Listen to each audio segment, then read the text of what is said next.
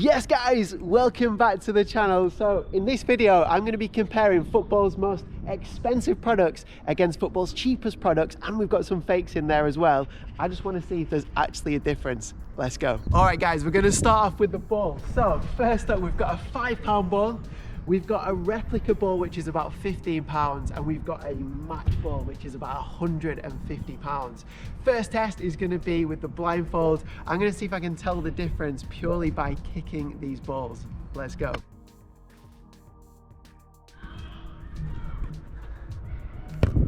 Okay. Not a clue.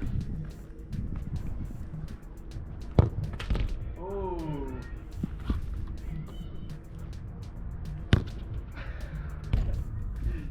Right, very poor from me, but I'm going second ball was the most expensive. That was actually the cheapest. No! Was it? What order was it in then? First was the match ball, second was the knockoff, and third was the replica. It's probably my skill level because I completely spooned it, which is probably why I couldn't actually feel it, but yeah. To be honest, they all felt the same, so yeah. We're going to weigh them in a second, but first just have a quick close-up at the difference between these balls. So a £5 ball, you can see how shiny it is. It's machine stitched. You can imagine this thing's going to come away quite quickly.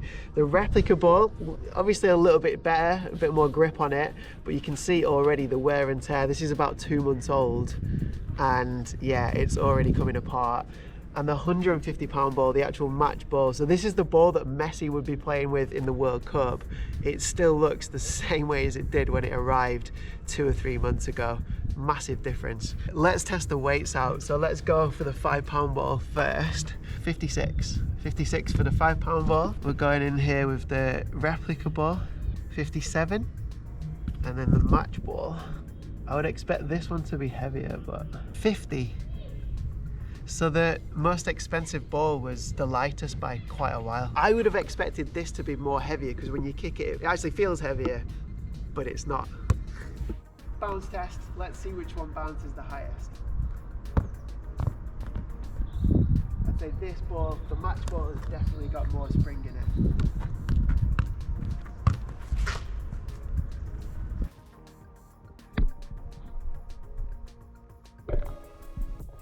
Okay, next challenge is the rebound test. I'm going to kick each ball against the boardings to the other side of the pitch just to see which ball has the most power and most responsiveness to it. We're going to go cheapest first. The £5 ball.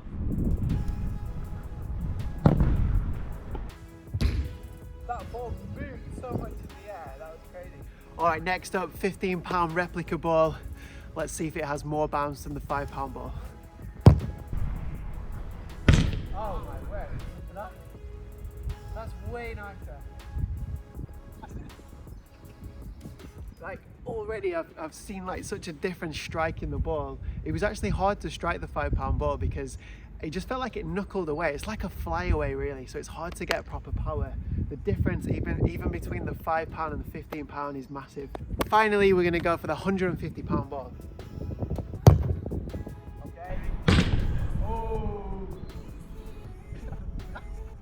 So there you go, massive difference. £5 ball, £15 ball, £150 ball. We didn't expect that it was going to come this far, otherwise we'd have cleared all this stuff, but it is what it is. Okay, final review. I'm going to rate each ball. So the cheap ball, I'm going to give it a 4 out of 10. I would give it like a 2, 3 out of 10 if I'm honest, but it's £5, like what do you expect? Second ball, the replica, £15 ball, I'm going to go for 6 out of 10 for this one. It's a pretty decent ball, it's just not very durable to be honest. And then the £150 ball, the match ball, I'm going to give that an 8 out of 10. An amazing ball. It really just depends on like how serious you are at football. If you want something that's going to last forever pretty much, this is your ball. But if you just want to play football and have a kick about, these ones are perfectly fine. So we have got 5 replica shirts and 1 pro shirt, and I'm going to try and spot the pro shirt, but I've got to wear a blindfold. Let's go. Nah, that's replica. Nah, I think that's replica because of the badge. Ooh, no, that's replica. Ooh, okay. That's the pro one. That's the pro one, I think. No, that's the pro one. That's the pro one. That's the pro one, I think. All done. Okay, I was right with those. I was kind of half right. So this is the pro one here. The main difference really is this badge is printed on as opposed to, so if you look at this United shirt of the same season, the embroidery versus the printing, you can also see the difference here between the way this is also stitched on and this is printed on. Like, this feels more expensive, believe it or not, but I guess like the printing makes it a bit lighter. There's little details here in the collar, so you can see that's quite a basic collar, whereas here you see the detail, it's maybe a lighter, more stretchy material. Very tiny details, but this would set you back about £60 and this is £100, so big difference in price. If I was honest though, just go with a replica. It's not really going to make you play any better, is it? Okay guys, we're moving on to the boots. So we've got a pair of £250 Adidas Predator boots, quite expensive but very beautiful. And we've also got a pair of £20 football boots. Is there a difference? Let's put them to the test. But first, I'm going to put the blindfold on and I'm going to see if I can actually feel the difference just underneath the boots when they're put on my hands. So I can't actually touch the boot because that would be obvious, but can I, from feeling the weight? The weight, to be honest, the weight feels the same. That's the £20 pair. Yes, I got it. Not much in the weight though, but let's actually find out what the actual weight of these is. Okay, the weight of the £20 boots, 16 grams. I'm so curious to know the difference. 18 grams, so technically these are heavier. Let's put them on, give them a try. So to put the boots to the challenge, I'm gonna see how long it takes me to hit top bins with each boot. So we're gonna go £250 boots first. Oh, they are so comfortable actually. And I have to be behind the line before I strike the ball. Let's see how many times it takes me to get it in the top bins. £250 pair of boots. Let's do it.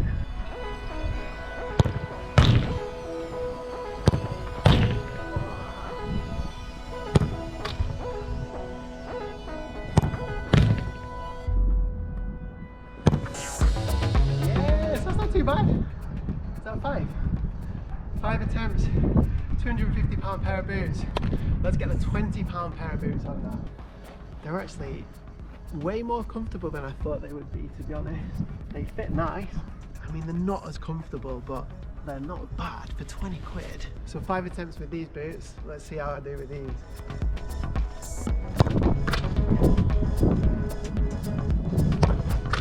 That's 2 attempts.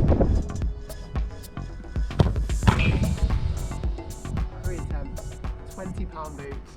You can't complain at that, can you? 20 quid. Okay, time to rate these boots. So £250 pair, I'm going to give them a 9 out of 10. £20 pair, I'm also going to give them a 9 out of 10. They don't look great, but they're actually way better than I expected. The only thing here though is the longevity. I do get the feeling that these boots after a couple of months would start to fall apart, whereas these are going to last you for a good few years.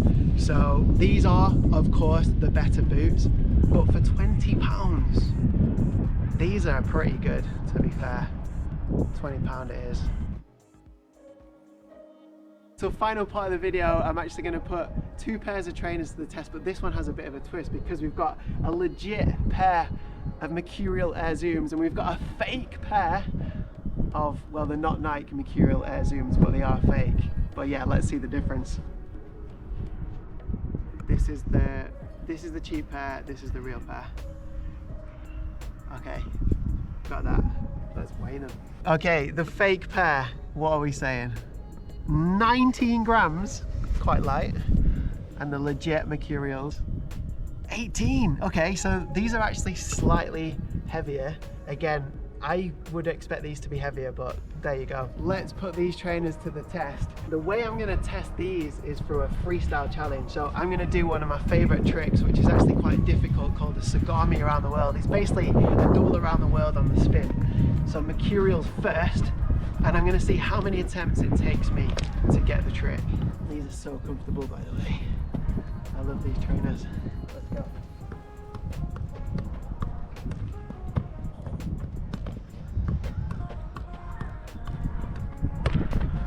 Two attempts, not bad.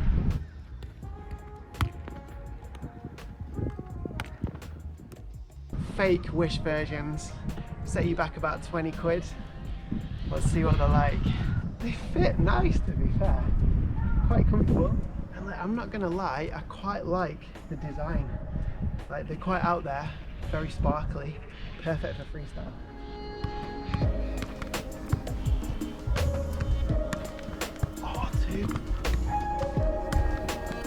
Close. That's 3. Oh. 6. They actually feel like quite big, to be honest. I don't feel like myself in these.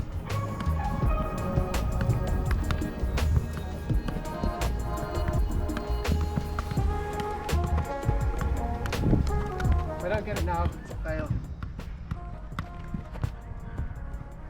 No way. I just can do it.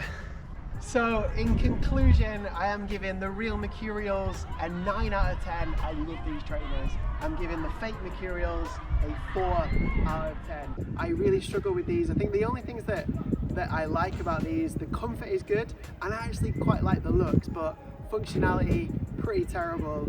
And I can imagine, like with the other products, these things are gonna fall to pieces after a few weeks of training. So Mercurials it is. So to conclude the video, we have made 2 outfits. This outfit will cost you £500. This one, £85. Massive difference. Is there a difference in the performance? Yes, there is. The expensive products are very slightly better. But unless you are a professional footballer that plays every single day, it's probably not worth spending £500 on an outfit, because at the end of the day, the skill is in the player that uses the products. Guys, thank you for watching. It's been so much fun doing this video. Make sure you subscribe if you're not already, and I'll see you